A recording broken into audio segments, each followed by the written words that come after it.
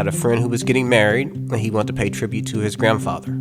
So he wanted to kind of wear the suit that his grandfather wore. Yeah. But, I mean, the size difference didn't work. So Right. he was like, I think he was 6'4", and his grandfather was like 5'8". I took the pants from the suit and turned them into bow ties. That allowed his grandfather to be part of the ceremony. That got me to thinking, I need to start doing memory gifts. Right. And I wanted to have a business that was healing to others, but also healing to me. If somebody's parents pass away, I take a piece of their clothing and turn it into a wearable bow tie. If you go into that boardroom and you're having anxiety, you can bring your parents with you to kind of calm you. And when I'm sewing, I kind of feel like I'm tapping into that loved one that may have passed away and into that love, which allows me to put the better product out there. Right. I mean, you can go to any store and get a bow tie. Yeah. But with me, you're getting something that means so much to you, but also you're getting some of that love and positive energy back into that fabric.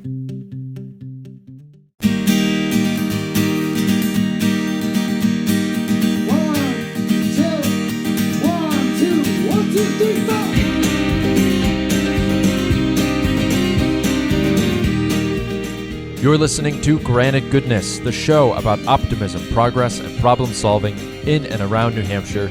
My name is Andy DeMeo, and today I'm coming to you from Treeline Outfitters in Portsmouth, New Hampshire. My guest today is Lionel Loveless. Lionel is the creator and proprietor of Officially Knotted Bow Ties, where he creates unique bow ties from the upcycling of vintage used fabrics. We talk about how Lionel uses fashion to challenge and expand people's views of the world, his philosophy of positivity and optimism, what masculinity means to Lionel, the importance of racial and sexual identities in New Hampshire, why he's always dancing, and a bunch of other things on this episode of Granted Goodness. I hope you enjoy it. Lionel Loveless, welcome to Granted Goodness. Thank you for having me. Very excited to have you on here. We've been chatting since the moment you walked in the door. You know, I just listened to your wonderful episode with the Creative Guts ladies. Yes. So I feel like I know you very well. You've been talking in my ear for the last hour, and it's been wonderful. And I'm very psyched to have you. Well, thank you for having me. Yeah, that episode with the Creative Guts was it was fantastic. And like I said, we've been talking for the last 30, 45 minutes. So hopefully you haven't already decided in your head this was a mistake. This is not. Oh no. When I walked through the door, I didn't get any of those vibes of run. I got the opening and welcoming space. Let's stay a while. Yes. Let's have a conversation. Let's do it. So I've wanted to talk to you for a while, ever since episode 2, our mutual friend Allison Ryder at New Hampshire Civics came on, and the moment we finished, she said, "There is a guy, you have got to have him on. His name's Lionel Loveless. He does upcycled bow ties. He's very active in the community. He's a leader, and he lives right here in the Seacoast, and he's just the coolest guy ever." And I was like, man, I should get that guy on the show. And here we are. Yeah, I will say it's very humbling to hear that. Allison is a dear friend of mine, and when it's not the easiest thing to accept accolades from people and things like that, I'm just living my life. I'm living my life the way my mother raised me and my father raised me. So to hear people say those things, it feels good, but it also reaffirms what my mother raised me to be. Yeah, and that's so good. Just to be a good person. Yeah, bask in it. I'm trying. I am trying. Yeah, that's what we're here to do. Well, I try not to spend too much time just buttering people up, because that's not always the most interesting thing to listen to, but it is how I feel. Oh, keep it coming. It's the last day of 2024. So that's right. Keep it coming. Yeah, we're recording this on December 31st. You were saying a minute ago that, this has been a real year of discovery for you, and change and kind of, pushing your limits and your potential. Tell me about why is that? Well, like most of America, public speaking everybody's afraid of public speaking. That was one of my biggest fears, outside of heights, Yeah. But this year, I embraced the public speaking. I've hosted multiple award shows and ceremonies and things. I did a speaking engagement with Creative Mornings here in Portsmouth, which is kind of like a TED Talk, but a little different. And I was allowing myself to be vulnerable to a room full of people, to a room full of strangers. And that takes a lot of courage. Yeah. And that's courage that I didn't know I necessarily had at the beginning of January of 2024. Right. And that's one of those things when you finally find that space and you're comfortable enough to be in front of, on a stage in front of 150 people, and you're talking about your childhood or talking about just being vulnerable or the masculinity or my blackness and gayness. Sure. And you're wondering in your head, there's that little bit behind you that's saying, are these people really listening to you? Are they getting you? Are they judging you? But then the courage in me steps up and says, I don't care if they're judging me or not. I'm speaking my truth. Right. This is a healing moment for me. And I think that was a big part of 2024 is understanding the courage, but also accepting the healing. Yeah. Because that's another part that we, as society, we look past. Yeah. It's that, oh, this is a healing moment for me. Oh, I don't need to heal. I'm going to walk away from that. And I carry that baggage with me. But this year I said, you know what? I'm accepting the healing. So Yeah. I like that very much. I think people are used to seeing public speaking. There's different words that you can describe it with, right? Like some people say it's a performance. Some people say it's an experience, It's both of those things, but talking more about what the speaker gets out of it or with the opportunity for them to benefit and enjoy it. Like that's a perspective I don't know that people get very much. Right. And my whole thing was, it wasn't that what I was speaking about on these occasions, it was, yes, I wanted the public to know about these things and, I want there to be action behind them. But it was more about me being able to stand up there and express myself and get out of it what I needed to get out of it. Yeah. It wasn't my ego saying that you're going to get up there and be this amazing person. Right. It was me saying to my ego, I need this to humble myself, and hopefully someone else in the audience can get the same message that I'm getting to myself. Yeah. Because so many of us, like I said, we just walk past and just, oh, it is what it is, Somebody said I'm a nice guy. Oh, thank you. And just keep moving. Yeah. But you need to embrace this. Say, you know what? I really am a nice guy. Yeah. Embrace that self-confidence. Or that you have gifts and there are things about you that are very unique. Exactly. And, if you can get past the hump of like, oh, I don't want to, cater to my ego or whatever. It's like, I don't think I'm good enough. Get past that and say, no, the world is going to be better if they experience the fullest, most fulfilled, actualized version of Lionel. Exactly. So that's where I'm going to go. Yeah, I've had people in my life that really wanted to keep me from basically being who I am, try to keep me try to hide the gifts that were given to me, that were, gifted to me. And I finally realized that what those people were doing, and I kind of want to flip it and say, I thank them. Yeah. Because they made me a little stronger. They made me want to actually unleash my gift even more now. Right. Because there's a couple of people I think in my head, I'm like, oh, yeah, you were really just, I could use language, but, you were just really not a nice person to me. Yeah. And now I look back like, oh, thank you. Because, I'm going to prove you wrong. Right. Every day I'm going to walk a different path, and I'm going to prove you wrong. Because you were basically telling me that I was not this and this and this, but that plus 10 times more. So. Yeah, I'm going to fill in the blanks. You're fabulous. You're smart. You're stylish. You're brilliant. You're kind. No, really. I mean, we'll give people a little context. Tell the viewers a little bit, like, who are you? Tell us about your work. I give a little bit of an intro of like, this is Lionel. He does bow ties, but like, in your own words, what do you do? Okay. So Lionel Lovelace, a.k.a. Mr. Bowtie Daily. That's because I wear a bow tie pretty much almost every day. I have a sustainable fashion brand where I take upcycled clothing and turn them into bow ties. That business started in Oklahoma when I lived there. Originally from Oklahoma, small town Oklahoma, moved to New Hampshire almost 9 years ago, I believe. But the business started out because I had a love for bow ties. I had a friend who was getting married, and he wanted to pay tribute to his grandfather. So he wanted to kind of wear the suit that his grandfather wore. Yeah. But, the size difference didn't work. So he was like, I think he was 6'4", and his grandfather was like 5'8". So I took the pants from the suit and turned them into bow ties. So that allowed his grandfather to be part of the ceremony.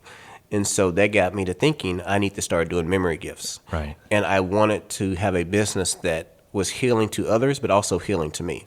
So if somebody's parents pass away, I take a piece of their clothing and turn it into a wearable bow tie. So if you go into their boardroom and you're having anxiety, you can bring your parents with you to kind of calm you.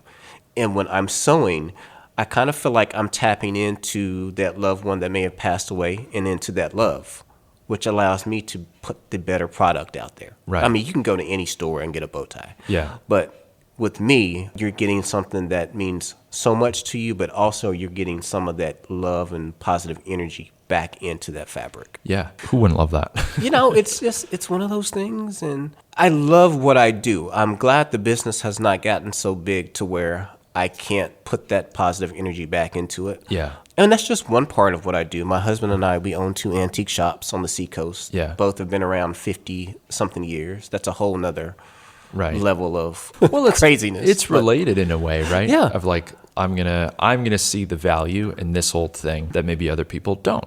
Exactly. And help other people see it too when they get a nice find, you know? Exactly. And that's the part with the antique business. The word antique has such a meaning to so many. It's different to so many people. So some people will say antique is, things that you grew up with. So Transformers would be, oh, my antique. Yeah. But the true definition of an antique is 100+ years old. Sure. So, I'm only 46. So, Transformers are not considered an antique. But when you have a 6-year-old kid that sees a rotary phone in the antique shop, and they're like, this is such an antique. Yeah. And I'm like, oh my gosh, am I really old? Right. But then it's It also doesn't feel that cool way, because right? you kind of see the generation of how people react to different things. And my mind wanders. I'm like, oh, wow, I wonder what, someone who is 85 years old thought when they saw this phone when it was first invented. Yeah. And now I'm watching this 5-year-old see this rotary phone and he's just like amazed by it. Yeah. And it's so simple because you have we're walking around with these computers in our hand that can do anything. And you have this one little rotary phone that just, all it does is make a phone call. But the 5-year-old kid is fascinated by it. I don't know who said this, but I think like sometime around when the telephone was first invented, people were asking like, what is this good for? Blah, blah, blah, blah, blah. And someone really witty, maybe Oscar Wilde, I don't know, was like, the value of the telephone is in the value of what 2 people have to say to each other. Ooh. Right? Yep. And it's like, there you go. That's all you need. Yeah. I love that. I'm gonna use that. I'm gonna have to remember that. I'm gonna have to look that quote up because that's a good one. Well, I like it because it recenters, like this is, I think, an exercise we should always try to do with the technology, right? Which is like, it's great, it's a gizmo, it can do something faster, more efficiently, but like, it's there to serve, a human need, a human desire. Right. For the telephone, right? For connection, right? Like, what good is it for? You can talk to your friend. Right. Your family, anytime you want. That's very valuable to me. Oh, yeah. And I think just to stick on the telephone thing, if you think about it, your best moments on your phone are when you're talking to your loved one. Yeah. Or, you exchange that text of something that's just hilarious, Yeah. I'll text my best friend about something like, do you remember that time we ran from Dover to Portsmouth to get tacos at Barrios at 2:00 in the morning. And we just laugh and those moments that, you cherish. He's like, Lionel, that was last night. Exactly. We have this whole thing. You're like, oh, man. If I say tacos, it's like, oh, tacos. Yeah, we got to go. Yeah. Man. Well, bow ties are a very good analog for kind of the thing we're talking about. Like, if you want to talk about a technology, right, to be like big brain, that has different utility and value and signals, like to different people in different times. Right. I mean, like it's a really cool. I'm here today. We've been talking on Instagram. I've got my bow tie on. Looking dapper. Thank you. I wore it just for you. But this is something I actually really wanted to talk to you about. Like, it's almost like a secret society, like the bow tie guys. Anyone can do it, right. But even, I think it's a masculine fashion choice. I love when, women or people get into it too. But like, what is it about? I have my ideas, but I want to hear your theories. Like, what is it about when you see somebody in a bow tie? This is what comes to mind for me, and this is why I wear them. You have a sense that they're different, that they're unique, that they put a little bit of extra effort in. For some reason, I think that they're going to be really polite and respectful. Right. So, like, I don't know why that is. You said the key word, effort. So when I see someone wearing a bow tie, the first thing that comes to mind is they put effort into what they're doing. there was thought that goes behind it. Yeah. Because so many times, and I'm guilty of it, we'll run out the house and not think about what we're looking like, which that was instilled in me and my mom, before we left to go to school. Are your pants ironed? Is your shirt ironed? Why Yeah. do you look presentable? This is the way you need to look. And so that stuck with me the whole way. But it's the effort and the thought behind the bow tie. So part of why I wear bow ties also is that it allows me to interact with people that I may not necessarily interact with before. Sure. Because people, just like you said, you see someone in a bow tie, it makes you think, oh, wow, this person might be kind, blah, blah, blah. My thing is if I'm wearing a bow tie and I walk into a room, I'm going to stand out and I'm going to have conversations with people that I necessarily may not have conversations with. Yeah. And it lowers the expectations also. Because to be honest, tying a bow tie, it's an art. It is. A lot of people can't do it. Yeah. And I can teach anyone. I've taught a lot of people how to do it. But it's just a conversation starter. Right. We talked earlier about just coming back down to that human level. The simple conversation of talking to somebody about tying a bow tie puts us on the same, we're looking at each other in the eye. Yeah. And we're having a conversation about a bow tie. Yeah. Nothing else matters. Right. Before we got to the stuff that may divide us, Yeah. we have made that human connection of, oh man, you tie that bow tie. How do you tie that bow tie? That's a good looking bow tie. Yeah. Well, it's human level things. Yeah. I've had the same experience, and you've certainly put more thought into like your philosophy of bow ties and why like it's your whole life than I have, and probably any other person I've ever met in my life, no doubt. But it's been the same experience. Like, I don't know when it was or why. I think probably around this time, like I went through, this is stuff viewers won't, they won't care about hearing this, but I want to tell you. I don't know, when I was a teen, my mom's great. She didn't raise me with the same level of like, she's going to listen to this, she's saying, but it was like a switch flipped. Like Okay. when I don't know, became a young adult. Like when I was a teen, I didn't care. I was like, yeah, I can be greasy. I don't have to care about how I look and blah, blah, blah, blah, blah. I thought it was like vain. Like I thought it was all vanity. And I thought it was like better because I didn't care about how I looked. Right. Right. And now I feel the opposite way of like, yeah, there can be too much vanity for sure. But it's nice to be proud of how you look, to present yourself well. And when I started taking that stuff more seriously, kind of in college and after college and like the professional world, Right. I don't know when or why or where, but I just decided I was like, oh, I am a bow tie guy. Yeah. It's who I am. Yep. And I can remember every other bow tie guy that I've ever met, like very distinctly, because you see each other Yes. at social events, at professional events. It's like, there's one, we're in the secret society together. Exactly. Yeah. And it's you just feel it. It's like people that do yoga. Yeah.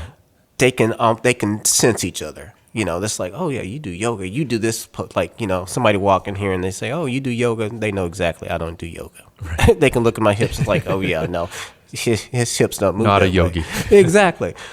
But bow ties, they can, if we let them, they can bring the world together. Yeah. It's just imperfectly perfect. I said that multiple times. That's exactly what a bow tie is. It's not meant for it to be perfect.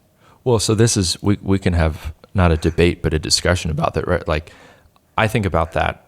I mean, even my style of bow tie, which is it's a little thinner, Yes. right, than a typical bow tie. I don't know why I like them this way, but people have this debate about ties of like, are you, you're not a real put together gentleman if you don't know how to tie a tie or know how to tie a bow tie, and Right. it's like, I don't know about that. Yeah, I've heard that argument, and I will say I was a bow tie snob at the beginning before I started actually making my own This ties. is not a pre-tie, by the way. I know how to do know it. how to tie. Exactly. See? There you go. But it shouldn't be important. It shouldn't be important. Yeah. And I no longer base I don't give that, if you've tied it, perfect. If you didn't tie it, perfect. I don't care. Yeah. As long as you're wearing it and you're confident. And as I started making bow tie, I started getting requests about different materials. Can you turn this into a bow tie? Some things aren't pliable. You can't tie wood. You can't Right. tie rubber or latex, things like that. Yeah. So I started making pre-tied bow ties out of those items, So who am I to turn away a whole segment of the population who can't tie a bow tie, but they Yeah. want to wear a bow tie? Right. I mean, that's ignorance on my part. I never even thought of that. Yeah. There's a whole opportunity. There's a whole segment. I mean, I've done latex. I've made bow ties out of clay Wow. that somebody's requested. I haven't really done much of the carving with wood. Yeah. But I've made bow ties with feathers and things. And, it's, like I said, it's just, to me, any business that says, oh, I'm not going to cater to you because you can't do this, Yeah. you're losing out. Right. And so that's just not my business. If I see somebody wearing a bow tie, I don't care if it's pre-tied, self-tied, whatever. You're wearing a bow tie, you're rocking it.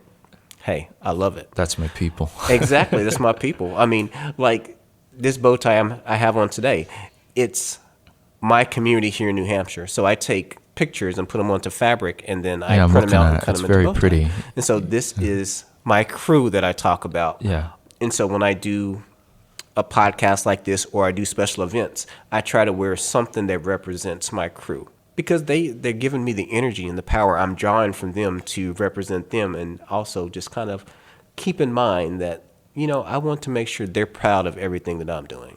Yeah. They're there with you. They're there with me. Exactly. Well, there's so much to like, and I mean, my mind is spinning. Like now I'm thinking like, what is the craziest thing? Like you could do like Lady Gaga. You could make like a meat bow tie, which would be absolutely insane. I can tell you, Probably I've pretty gross. done some, yeah, I've had requests for some interesting bow ties. I've done some really, I'll keep it PG-13, so I won't say some of the other things that I've done. But I had, Yeah. so there was a doctor, there was a patient out in Keene, New Hampshire, Yeah. and his doctor loved bow ties. And his doctor was wearing these socks that had a dog using the restroom. Yeah. And so he was like, oh, I would love to have a bow tie with something like this. Well, Google search, and I found the fabric. And Like I was pooping able dog to fabric. Exactly. So there's fabric about for everything. Yeah. So I made this bow tie and sent it to him. The doctor absolutely loved it. The doctor ended up ordering like 6 more for him and his colleagues. Right. And the patient was just absolutely he was like, I can't believe you found that. Yeah. And it brought me joy because I was like, I'm not going to find fabric with dogs. And then Google, Yeah. there it is. And so I'm like, okay. So the joy, whoever thought somebody would find joy in dog pooping? You wouldn't, but that's what we talk often on the show, Lionel, about, not to get like too huge, but really like these notions of wealth and value, right, in the world and in society. And, there's money, there's different ways you can measure it. There's, community. Yep. People use the word capital, which like is a whole thing. But, you want to talk about, like, I last week had a conversation with this wonderful guy, Steve Turner. He runs an organization called Bring Back the Trades. And his trade is that he's an upholsterer. Okay. So he's been upholstering, car seats and all things like that for like 50 years.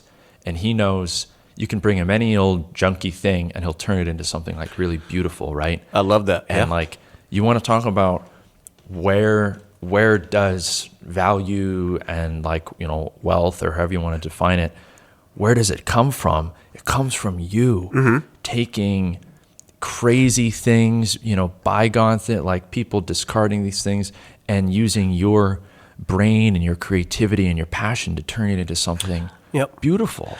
And see, that was something that was instilled in me from my mom. Yeah. My mom, she loved everyone. But I've told this story before I'll tell it again. Yeah. So I wanted to be Ghostbusters when I was in like 2nd or 3rd grade. Yeah. And we didn't have the money Yeah. to go out and get a costume.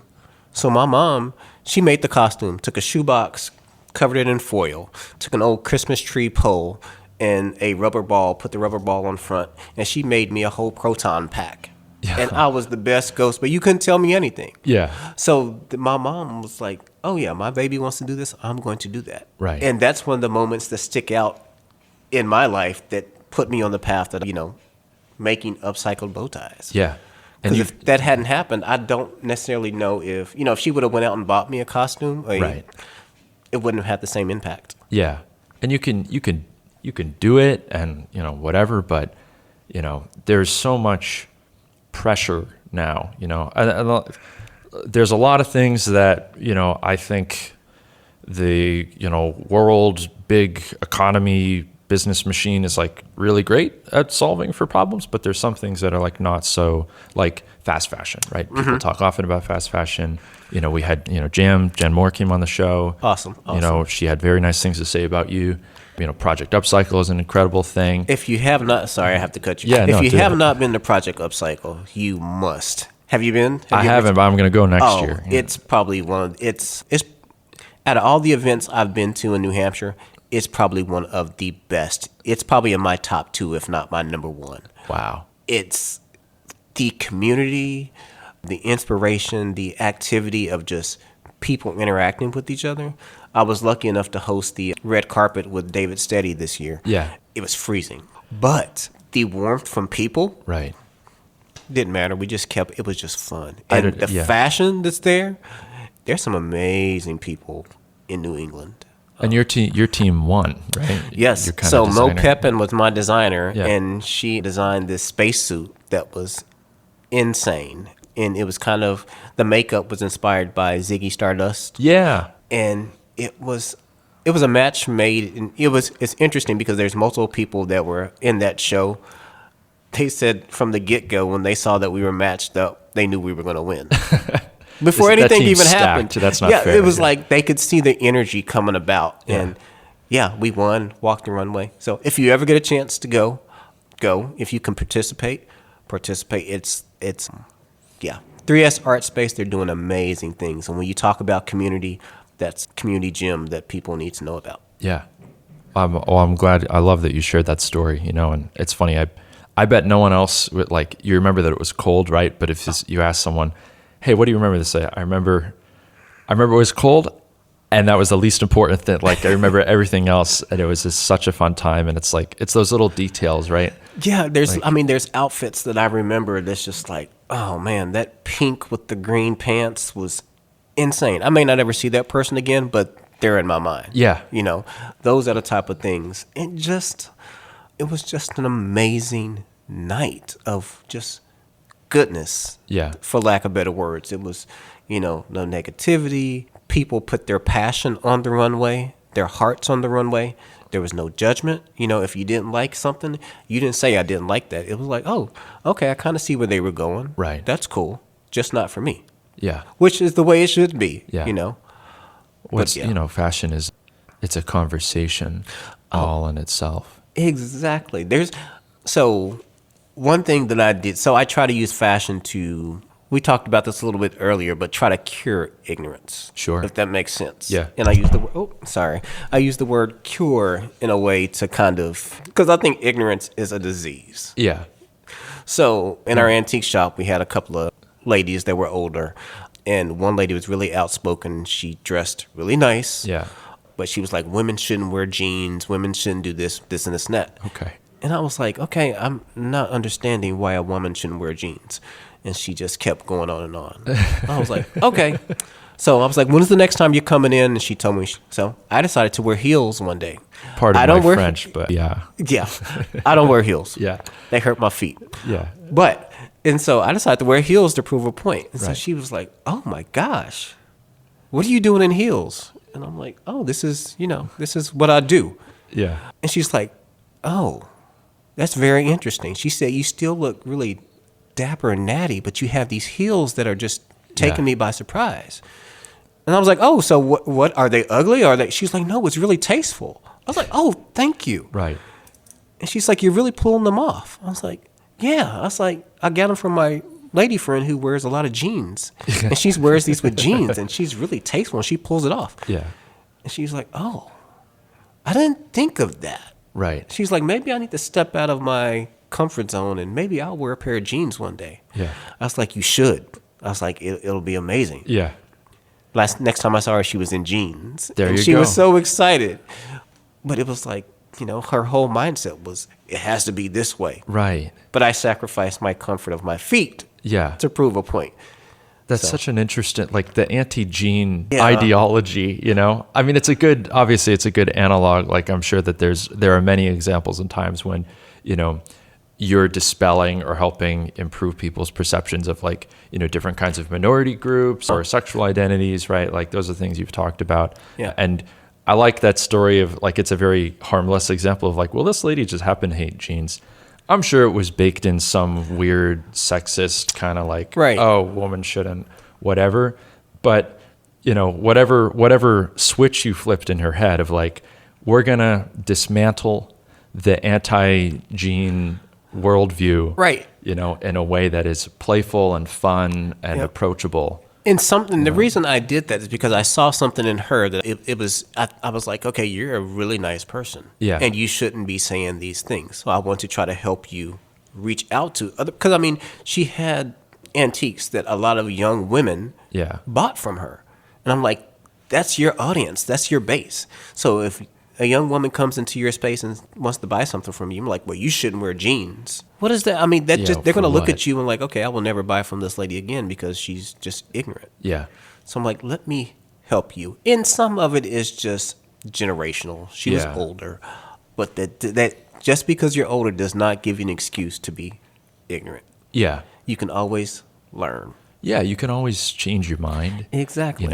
I love when people say like, you're really dead when you stop being open to, new new ideas or to changing your mind or your worldview, right? Right. Like you can be dead long before you don't inhabit your physical body anymore, right? Exactly. And that's another thing that we have in our society. Nobody's really open to change. Like with small business, say what you will about social media. For a small business, you must have a social media presence. Right.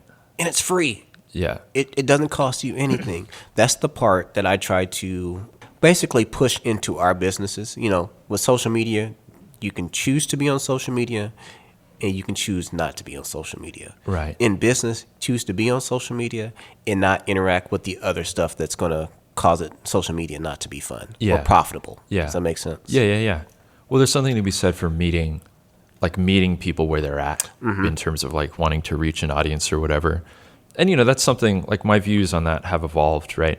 And we could even talk about this more. Like you said something really interesting on the episode with, what are the names? Sarah and what? Sarah and Harper? Yes. Is it Harper? Yep. I'm just going to say the Creative Guts ladies.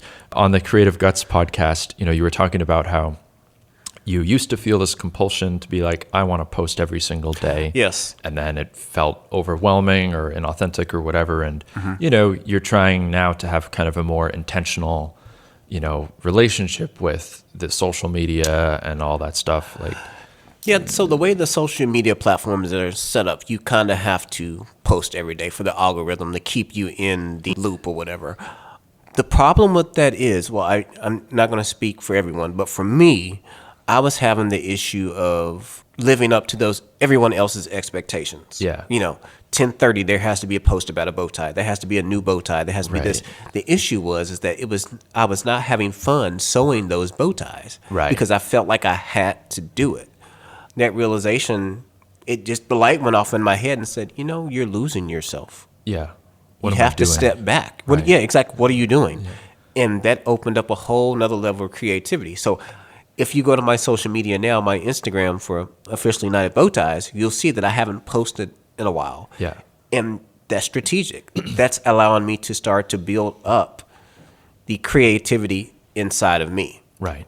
Instead of giving it away every single day. Yeah. And, it was just way too much. Right. Well, and there's different, I like the way you phrase that, right? Of like, okay, I can channel it all into this thing, or I can, express it in different ways, right? Like, like you're here now talking with me. And I really related to what you said to that, right? Because on the one hand, like, I love the show. I love what I'm doing. I enjoy it.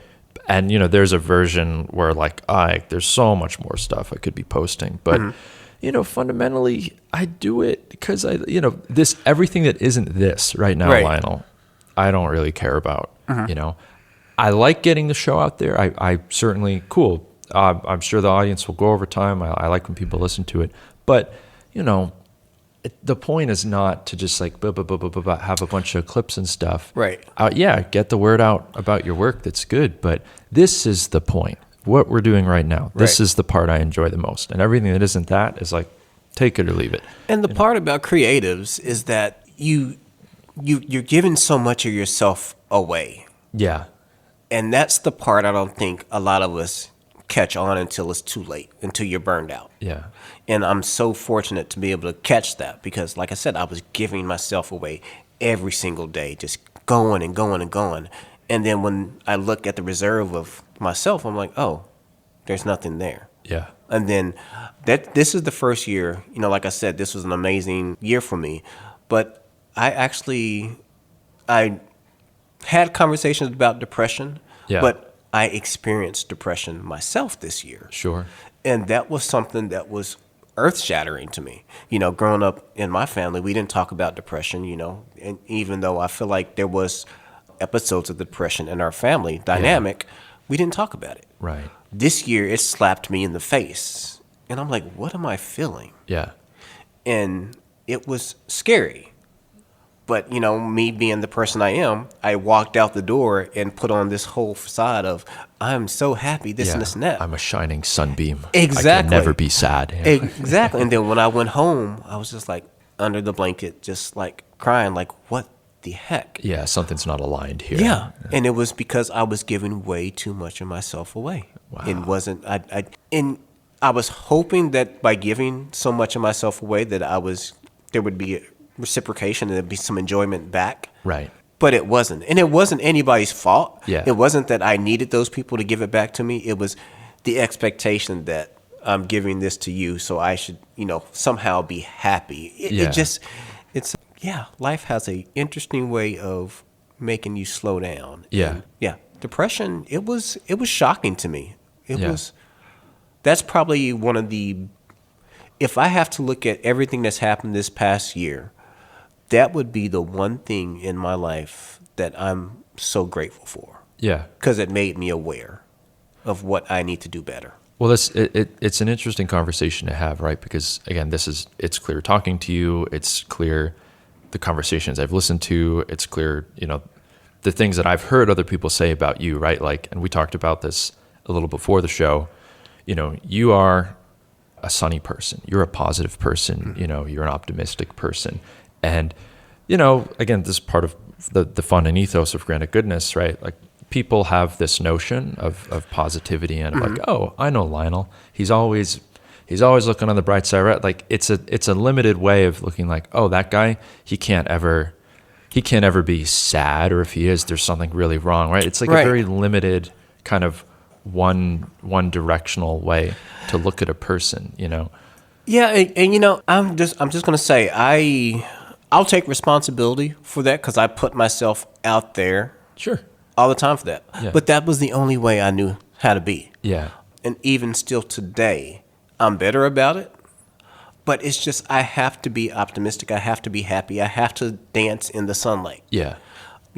And I posted something the other day on Facebook, and it was me basically saying that it's not me protecting people from failing. I get people need to fail, but it's the hurt that comes behind the fail that I don't want you to experience. Yeah. That's the part. I cannot stand to see people cry. I don't want to see people in pain because it physically hurts me.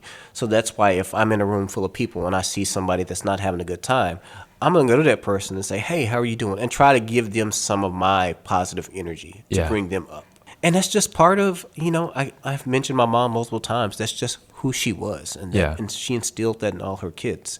I think I was probably the one that took the majority of that mama magic. You had it soaked up. Yeah. Yeah. But that's the only way I know how to be. I feel like good will always win out, but there has to be a mediation in how much good that I give out. Yeah.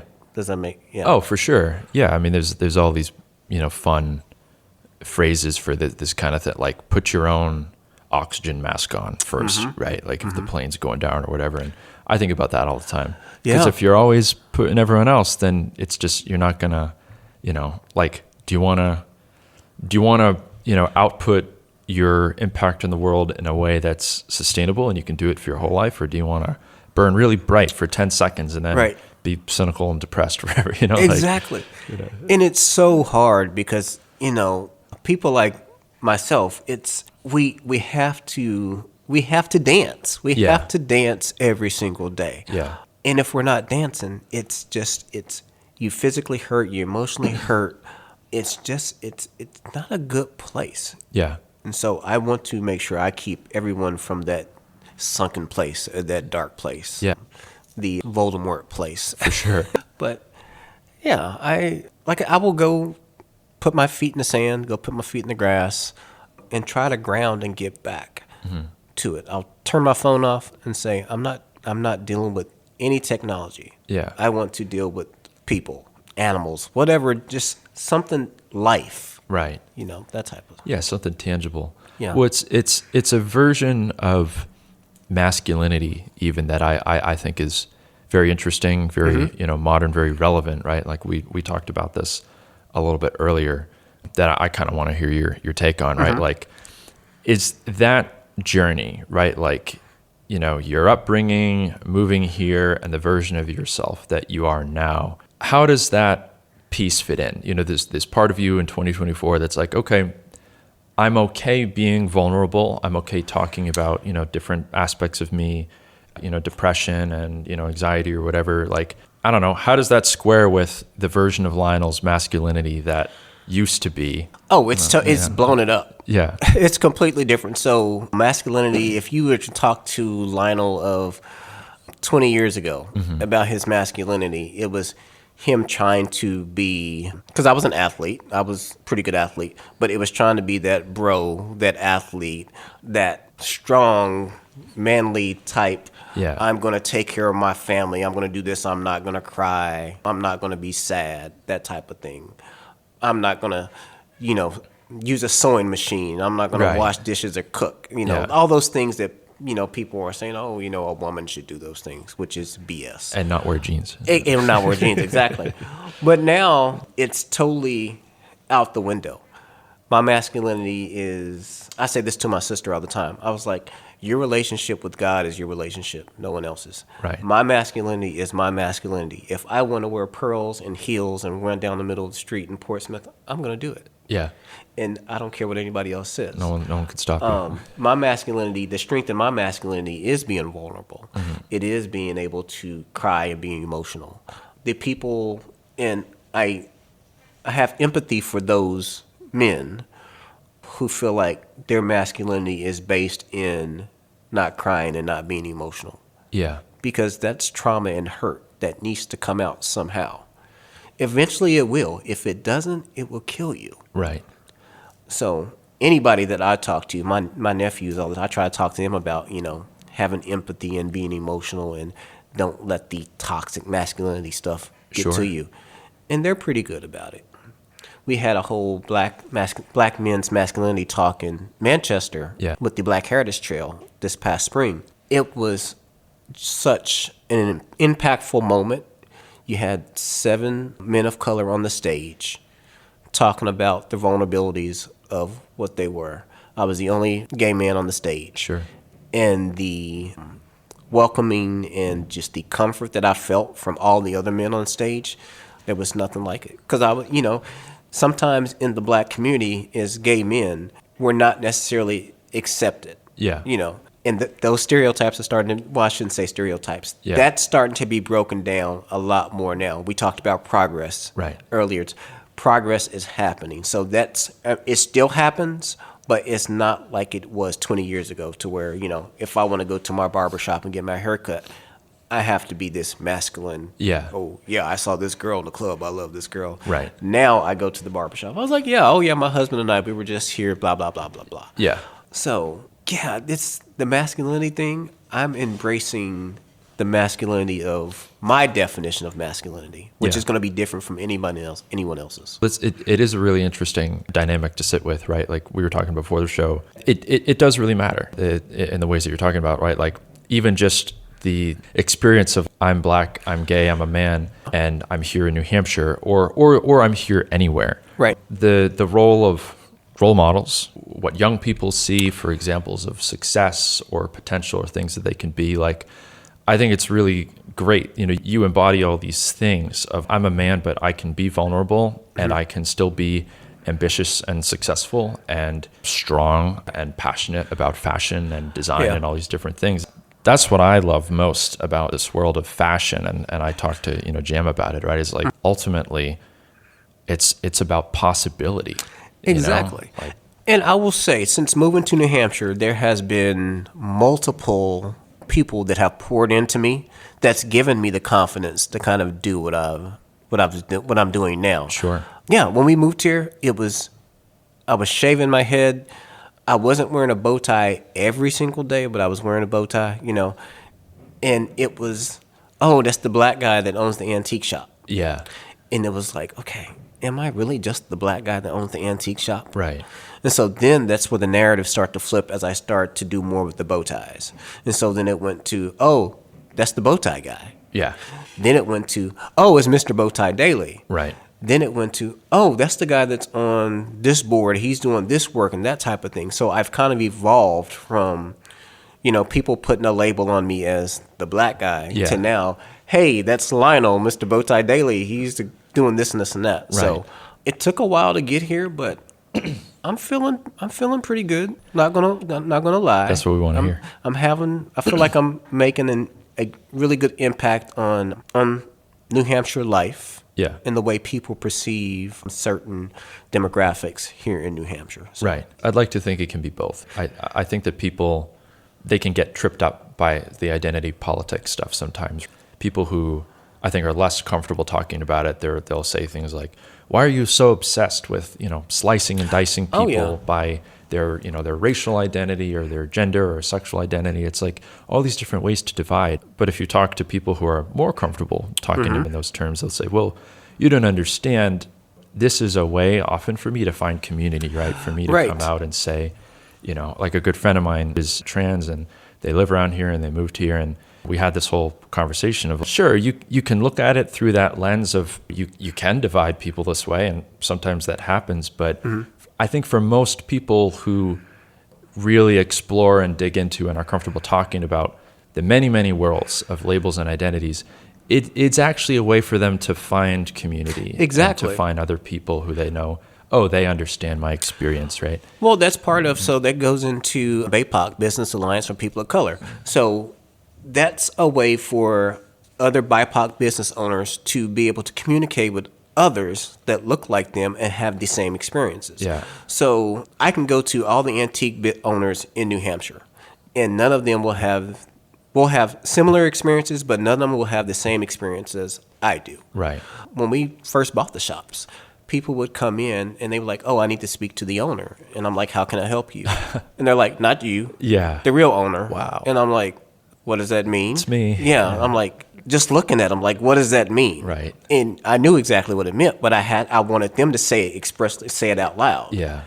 And it just got to the point where my husband was like, we're not dealing with these people. And so when they came in and said that, he was like, well, you have to deal with him. Right. He's the owner. And people's minds would. Yeah. But then I would ask, other white owners, antique business owners, like, have you experienced this? And they're like, oh, no, we haven't. Yeah. And I'm like, well, like, that's what are you talking about? That's why I need BAPOC, Business Line People of Color, so I can say, hey, Dwight, did this ever happen to you? And he's like, yes. And I'm like, how did you deal with it? Yeah. It's all about finding community. Because I will say, I was ready to run away from New Hampshire. Sure. Because I was like, wait, there are no black people here. My first question, so when my husband came home in Oklahoma, it was like, hey, what do you think about New Hampshire? Yeah. First question, are there any black people there? Right. And we went and Googled, and it was like point something something. And I was like, oh, goodness. It was not an encouraging number. Exactly. And so I was like, I don't know if I can deal with that. Yeah. I mean, because I'm like, where am I going to get my hair cut? Where am I going to do this? Can I get products and this and that? Right. But once I got here, I loved it. It's beautiful. And I started to build community. In New Hampshire, we like to, I've said it probably a couple of times, people like to say it's not diverse. Right. It's not hugely diverse in numbers. Right. There's not a lot of BIPOC people here. But there is a growing community, and we're spread out. I think that's the issue. We don't know enough of each other to have a closed fist. Does that make sense? Yeah. Right now, we're just 5 fingers, and everybody's trying to reach and close that fist. Right. We're not there yet. Yeah. We're getting there. We're working on it. Like if you look at Manchester is bustling with all type of people of color. Yeah. Seacoast, not so much. It's changing a little bit. Right. North Country, there's large populations of people of color up there. Yeah. I didn't know about that. So I'm starting to explore North Country some. We're talking about doing black ski weekends. Yeah. Which I don't. I like to look the part. I really don't ski. I've done a couple of times snowboarding, but it's not for me. I like to look the part, put on the ski gear, and get some hot chocolate. There's always tubing. See, Anyone can tube. I'll think about that one. Yeah. But it's things like that, and people are starting to move to New Hampshire. Right. It's just because the quality of life it's beautiful. I mean, I'm truly blessed to be able to live on the seacoast. Yeah. Live 5 minutes from the ocean. Yeah. When there's kids in Manchester who's lived in Manchester their whole life who've never seen the ocean. Right. That breaks my heart. So now we're working on initiatives to try to get those kids to the seacoast so they can see the ocean and see that there's this huge world out there. Yeah. Get on that sailboat and go sail and see the rest of the world. Right. Yeah. I love everything you just said, and thank you for sharing it. My show and kind of my work, you want to talk about problem solving and optimism and progress, right? Mm-hmm. In and around New Hampshire. And there are a lot of areas that I like to highlight of here's a way that you may not know about that we're kind of punching above our weight, so to speak. Mm-hmm. You wouldn't expect a state that's so small, that's on the periphery of a real urban area, to be as innovative, to be as dynamic, and have all these different cool pockets of interesting people doing great stuff, right? Right. Those are the stories that I really like to tell. But in my learned opinion, as someone who focuses on these things and who's lived here for my entire life, there's something really wrong with that whole picture of like saying, hey, New Hampshire's great, it's wonderful, it's better than most people think it is, and I think it's the greatest place in the world, but it's also 89% white. Yeah. Right? It's like, oh, okay, what about that though? Like, why is that? And how do we make it better in a way that isn't gross and performative and tokenistic and all these things? Right. Well, I think we have to make it better in a way that it's more welcoming. Yeah. Does that make sense? Yeah. And when I'm saying welcoming, it's educating just people on the social norms. Right. At the basic level, if you see somebody of color, you don't run up and touch their hair. Hey! Like, hey, you're the first black person I've seen in 30 years. Yeah. I watched the Tyler Perry movie last night. Exactly. Do you know it? Exactly. It's all about just, say, hey, how you doing? Yeah. Welcome to New Hampshire, blah, blah, blah. How many times I've been, even actually yesterday. So this whole thing about me being Tiger Woods. Sure. Since I've moved here, I've had drinks bought for me. I've had dinner bought for me. Wow. And I'm like, I'm not Tiger Woods. I'm not Tiger Woods. And people don't believe me. Yeah. And I'm like, does Tiger Woods wear bow ties? Yeah. And they're like, oh, Tiger, it's okay. Have you ever just like gone with it for a second, been like, you know what, tonight I can be Tiger? Well, we went to a concert. I'm not going to give too many specifics. Sure. We went to a concert, and so we were drinking, and a buddy of mine, we were sitting there, and this guy comes up, and he's like, hey, I'm glad you're in New Hampshire. And I was like, oh, thank you. Thinking like, thanks. What does he mean by that? But yeah, thank you. And he's like, let me buy you a drink. And I'm like, oh, no, I'm good. I have one. He's like, no. He's like, I think what you've done for the world of golf is amazing. And I was like, oh, yeah, he thinks I'm Tiger Woods. And so I'm sitting there, and I'm like, I'm not Tiger Woods. He's like, oh, no, I see your security. And I'm like, that's not for me. Him? I was like, he that's not my security. That's a good friend of mine. And he's a big guy. That's a good friend of mine. He's like, oh, no, you're fine. And so I'm like, okay, buy me a drink. And so I go over, and his wife is standing there, and she's like, I'm so happy to meet you. And she hugs me, and I'm sitting there just like, this is crazy. Yeah. And so I get on my phone, and I call my best friend Chantel, and I said, hey, they think I'm Tiger Woods. And she said, you signed an autograph? I was like, I didn't. She said, so why do they think you're Tiger Woods? I said, because they're buying me drinks. Right. And she's like, oh, I'm on my way. Right. Yeah. So we're laughing. Get over here. Yeah. But we had so many people buying us drinks. By the end of the night, there was like this group of people that just thought I was Tiger Woods. Oh, and I'm my like, God. Please don't let anybody take pictures of me, because then it's going to pop on from Facebook. I'm like, This guy said he's Tiger Woods. Never said I was Tiger Woods. Right. But it's interesting. Yeah, you can't make it up. No. And it's hilarious, because Right. I've been told. So people thought I was Tiger Woods. Don Lemon, which I look nothing like him. But, Yeah. Tiger Woods, I can kind of, because I wear a hat, baseball hat squint, sometimes. yeah. Yeah, just a little bit. Don Lemon. And then, ironically, so my husband owned a transportation company in Oklahoma. And so one of our vehicles, it has DOT stickers on it. It's a big black Suburban. Looks Yeah. like something that the president would be riding around in. Right. So this is Oh, no. a guy, he was like, No. "You're not the guy that left the Oval Office." I'm like, "No." I'm happy that you know who Barack feel Obama. that- Yeah. And so my husband, he was like, "He really thought you were Barack Obama?" I was like, "Yeah." I was like, it's kind of scary. Right. So I think people here, I love how New Hampshire, community is community. Community, we help community, but we also have to look at the outside community, people that are coming in. Because we were told that, we're glad you're here, but you'll never be one of us. Wow. And I'm like, whoa, what does that mean? Get You'll never out. be you'll never be a New Hampshireite. And I'm like, Oh. but I'm living here. And multiple people I've talked to, there was a guy that I just recently talked to from, I think he was in Concord, but his daughter was born here and he moved here like 45 years ago. Wow. And he's like, "Oh yeah, I've been told that." And I'm like, "Okay." I was like, "Well, that needs to be, Yeah. people need to understand that that's not a good thing to say to folks." No, it's not. Because it's not welcoming. Well, and it's also, I mean, it is bad in every conceivable way not to make like the self-interest argument, but like it's morally wrong to say that to someone.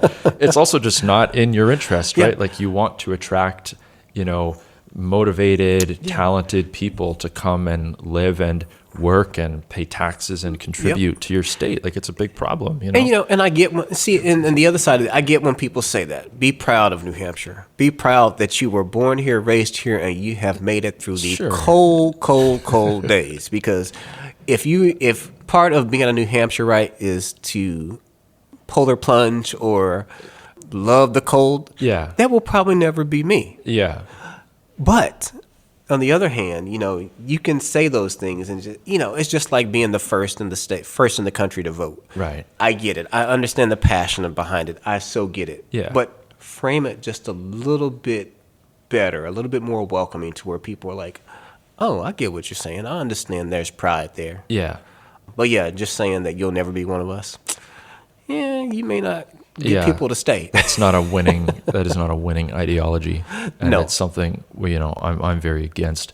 I mean, I try and keep the show apolitical, and that's important to me. But what I do feel very passionately about, like, every issue, right, that exists, like what I think we need more of is more dynamism, right? To put it in a word, like it's good when people want to move here. Yes. It's good when we want to build more places for people to live. It's good Yep. when people are doing new and interesting and different things, right? Like that, this notion of New Hampshire or any place, right? But New Hampshire's the one I know well, of, the things that make it special are also the things that, make it stagnant. Right. We want to get away from that, right? Like, and there's a way of embracing our heritage, right? As, first in the nation to vote Yeah. or whatever. And we have this, cool history with the founding of United. Like, there's all these ways that we can still love all of that, but also embrace that identity in a way that is relevant to the modern world. Right? Exactly. And like you should have the best of both, Yep.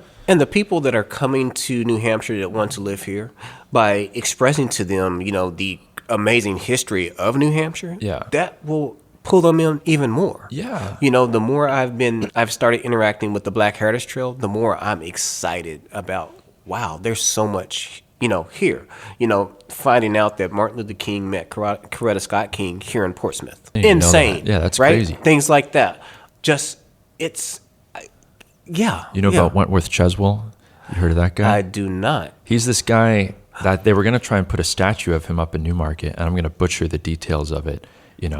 Apparently he might have been, depending on how you define it, the first, non-white person in American history. He's the guy. Yeah, he was like the librarian. Yes, I something do like know that. this. Yes, Yeah. he actually. Why do I know that? I think it was some documents with the Black Heritage Trail. He has some relationship to Paul Revere. Yes. I think they Yep. call him the Black Paul Revere for some reason, It's- which is stupid. They shouldn't do that.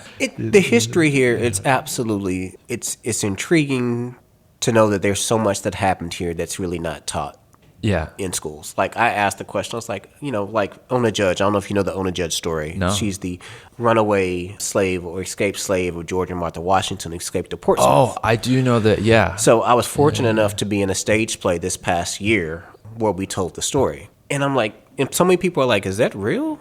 I'm like, yeah, that's a real story. And I'm like, is this not taught in New Hampshire history? Yeah. And they're like, oh, is there actually No. New Hampshire history taught in schools? Right.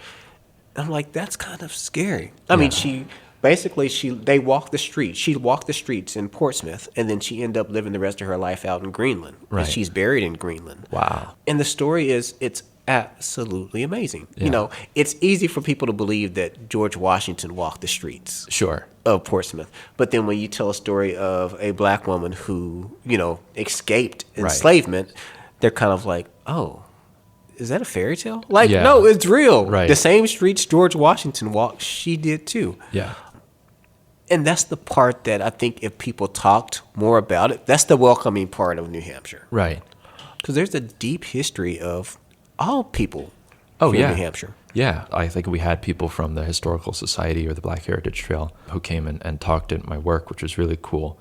But this was part of their message to us, right? Of like, hey, yes, there is this awful history of oppression and slavery that was still relevant in all these ways today. But that's also not the whole story, right? Like Right. there are many people who they don't have to be just defined by that legacy of suffering. Exactly. Right? They can be artists and creatives, and that can all be true, while living under the awful specter of the different ways that America was very discriminatory in the past, and that it remains relevant to talk about. Like one of my favorite stories, they have the whole Exeter UFO Festival, right? Oh, yeah, yeah. Betty and Barney Hill, they're Yep. an interracial couple, right? And like that, I feel like is a really, I don't know how you can talk about everything that's interesting about like the crazy conspiracies and the things people love to talk about, sometimes seriously, sometimes silly, about, alien encounters and alien abductions, and not talk about the fact that they were an interracial couple in the 1960s in New Hampshire, right? Like that's an incredibly interesting part of the story.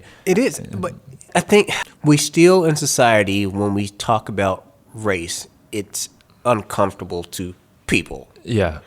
which it shouldn't be that way. We've made some progress, but it's just embedded in folks. Yeah.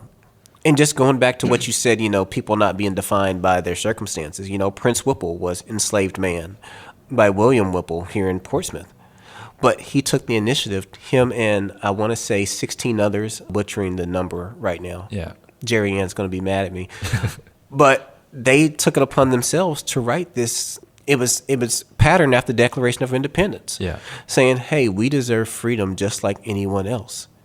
And so those are the type of stories, because people are like, oh, people who were enslaved, did they read and did they write? Yes, they did. Yeah. They did. They educated themselves. They found ways to educate themselves. Right. So those are the stories that they have to be told. They must be told. Yeah. I'm happy to take part in telling those stories. And I mean, that's another part why I see myself being here longer than I did before is because I've embraced that. Yeah. I'm like, wow, if I was to run and leave this place and not do what I can to tell the story of the people that have passed away, the people that came before me, Yeah. I'm not any better than anyone else. Right. One of my favorite quotes is by the great Frederick Douglass, like if you want to talk about, let's try and solve hard problems. He said that he would, he was doing something, I should probably remember the specifics of it better, but like there were times when he would share the stage with slaveholders like that. People who didn't fully align with his position, on anti-enslavement, but like who he saw as being worthy of, okay, this is a marginal step. I'm going to try and like work with this person and have a dialogue with them, right? And whenever that happened and people would say, what are you doing? He would say, I will work with anybody to do good and no one to do wrong, right? And my view is like, if it's good enough for Frederick Douglass, it should be good enough for you. Yep. And that's a powerful statement. Yeah. The problem is that there's too many people trying to do bad. Sure. Yeah. That's the problem. Right. You have to know that they're acting in good faith. Right? Exactly. But that goes back to my optimism. Yeah. Okay, you're doing bad. I see you. But there's 15 other people doing good that are going to do what we can. So I'm always going to be that person that's going to push the positive out there. Always going to be that person. But by me saying that, that's not me saying that I don't see the bad stuff. Right. Because I do. It's called multitasking. I'm able to see what the bad stuff is, but I'm also able to see the outcome and the positive that I need to put out there. Yeah. Because by putting the positive out there, there's going to be a positive outcome. Right. If I focused on the bad, I'm losing myself, and everything's going into that bad. It's giving it, more legs than it needs to. Yeah. So, I mean, I'm biased, but I think that's a very enlightened view. I mean, my argument, which we talk about, I think that the people who are often the optimistic people are more aware of the most awful things, how complicated and how thorny the problems are. And, just having the gumption to be like, all right, my default attitude is one of like, we will just keep hammering away. Right. And we will maybe not solve it forever, but we can make it better than it is today. Yes. Right. Like, I think it's the other people. I think they're naive. I don't think the optimists are naive. I think they're pragmatic. Yep. And I think, something that comes with my optimism is another gift that was given to me. So I'm able to have a conversation with you. Let's say we're in a room of 30 people. Sure. I'm able to have a conversation with you and just we're talking blah, blah, blah, blah. Yeah. But I'm hearing every other thing going on around me. Right. And it's one of those things, it's like my positive radar is going off. Like, Yeah. oh, this is good stuff, good stuff, good stuff. Soon as the negative thing hits, everything around me, so the conversation I have with you is still there, Yeah. but everything else is closed off. And then I'm hearing that negative. Right. Like, okay, what is this negative doing in this room? Is this negative going to impact everybody else in this room? How do I take that negative out? And so I may say to you, give me 1 second. I'm going to walk away from this conversation. Give me five minutes. Right. And I may go find that negative person and just like kind of jump into that conversation to see what's happening and see if I can flip it to where it doesn't take this room from being a positive, impactful place to a negative place where nothing gets done. Yeah. So that's one of those gifts. I just, maybe it's me being ADD. I don't know. Yeah. I've never been diagnosed, Can't but help it's I can't help it. I'm drawn to it. Yeah. It's what is it? Lord of the Rings, where he's drawn to the ring or whatever. Frodo. Yes. I'm a nerd when it comes to. Oh no, we're gonna find the quote because I have an encyclopedic knowledge of those movies. Well, it's when at the beginning, I think when the ring was lost and he was trying to find the ring and he was like, I have to find this ring. It draws to me. It draws to me. Kind of like to me. It calls to Yeah. me. So I'm kind of like that. It's Yeah. like let's put that negative out in this space. Even with family functions can be hard because Yeah. there's when there's siblings or nephews and nieces that want to argue and fight. I like to run in like, hey, scream, how you doing? Let's Right. dance right quick. Yeah. And diffuse it. Yeah. So Yeah. Well, Lionel, I could talk to you all day. We've already gone way over when I promised Oh. I would keep you till. Hey, good conversation is a good conversation. You should never apologize for that because I never will. Yeah. No, you shouldn't. Normally, I'm the one who brings up Lord of the Rings. Like, I'm trying to do it less actively because there is such an obvious, like, New Hampshire, Shire, optimism, small folk, like community, like these are all values central. I wasn't going to the- say anything about small folk. That You know. was surprising when I moved here. I'm like, dang, why is everybody so small? Yeah. It was, yeah. We're literally hobbits. We're literally hobbit people, So I'm glad that you brought it up first instead of me. But yeah, tell me in a closing question, what makes you optimistic about, the future of your work or anything? What makes me optimistic about the future? Just what makes you an optimist? Like why? What makes I think because I understand that every day I wake up, it's a gift. I have 24 hours to just embrace it. And I'm starting to realize that by not giving away some of my time to things that don't matter, it allows me to actually put my life and put other people's lives in a better space than it needs to be. It's hard to verbalize kind of what I'm getting at, but I it's know just what you mean. the gift of waking up every morning and then going out and being impactful, knowing that I can walk down the street and shoot a smile to somebody. That may change their day. Or if I'm in the drive-thru of some fast food restaurant and paying for somebody's food, that changes somebody's day. I don't know what they have going on behind them. They could hate me for being whatever. Yeah. But I just paid for their food. I just gave them a smile. That may impact them in a way that I will never know. But as far as the bigger universe thing goes, it may have changed their life path. And that's all I can do, you know. Being optimistic is just me. I don't know how else to be. All we can do is decide what to do with the time that's given to us, is something that Gandalf said to Frodo. Yep. I love that. Thank you, Lionel, for spending some of your 24 hours today with us. Thank you so much. This was an absolute blessing. And yeah, we'll do more together because the conversation it was fire. As my Brooklyn friends would say, it was dope. Yeah. All right. Thanks, Lionel. Thank you.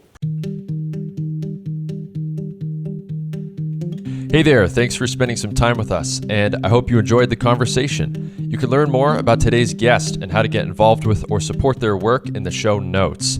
If you'd like to suggest a guest for the show or have any story tips for our Good News in New Hampshire newsletter, shoot me a message at hello@granitegoodness.com. Music for this episode was provided by the band Sneaky Miles, who hail from Newmarket, New Hampshire. Until next time, I'm the creator and host of Granite Goodness, Andy DeMeo. Thanks for listening.